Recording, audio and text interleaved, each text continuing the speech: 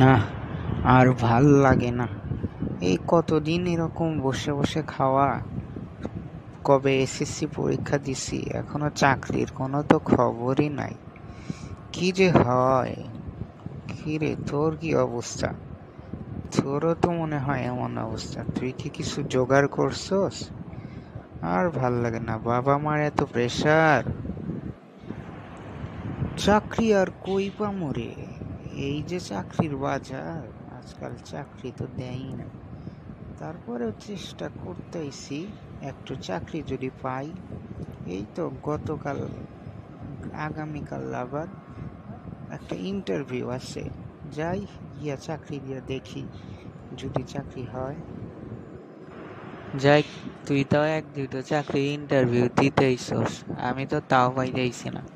সেই যে এর আগে অ্যাপ্লিকেশন করছিলাম একটা কোম্পানিতে, তা এখনো পেন্ডিংই। চাকরির কোনো খবরই নেই, বলছে পরে জানাবো। কি যে হয়, ভালোই লাগে না। আচ্ছা, ওই সব বাদ দে। কি অবস্থা? দিনকাল কেমন যায় এখন? বাসায় কিছু করস? আপাতত আপাতত কিছু করতেইছি না, কিন্তু সামনে করবো। টিউশন একটা পাইছি, ওটা পড়াইতে গেছি, দেখা যাক তারপর কি। আচ্ছা, ওই যে তুই যে এর আগে কইছিলি তখন বাড়ি মনে একটা স্কুলে চাকরির কথা, ওটার কি খবর রে? ওদের চাকরি হয়ে গেছে, অন্যজনে নিয়ে নিছে। আগে দক্ষ অতি দেরি হয়েছে, যদি আগে কইলাম না তাও হইল না। আচ্ছা থাক, বাসায় যাই, কালকে আবার ইন্টারভিউ আছে, প্রিপারেশন নিতে হবে। হ্যালো, যা। Good morning. আপনাকে ইন্টারভিউয়ের জন্য সিলেক্ট করা হয়েছে। আপনি কি ইন্টারভিউ দিতে প্রস্তুত? জি ম্যাডাম, আমি প্রস্তুত। চাকরির ইন্টারভিউর আমার একটা অভিজ্ঞতা আছে। অনেক দিন হলো চাকরির ইন্টারভিউ দেই তো, কিন্তু চাকরি হয় না। এবার যদি হয় তাহলে তো ভালোই হয়। ধরেন আপনার বাসায় আগুন লাগছে, তো আপনি এখন কি আগুন নিভাইবেন না বাড়ি থেকে পলাইবেন? এটা আবার কোন আগে? আমি তো আগে পলামু, না আগুন নিবেন পরে। আপনি কয়টি বেতন আশা করেন? বেতন যা দিবেন তাই নিমো, কাম পাই না। কামের না ঘুরি হারা দিন।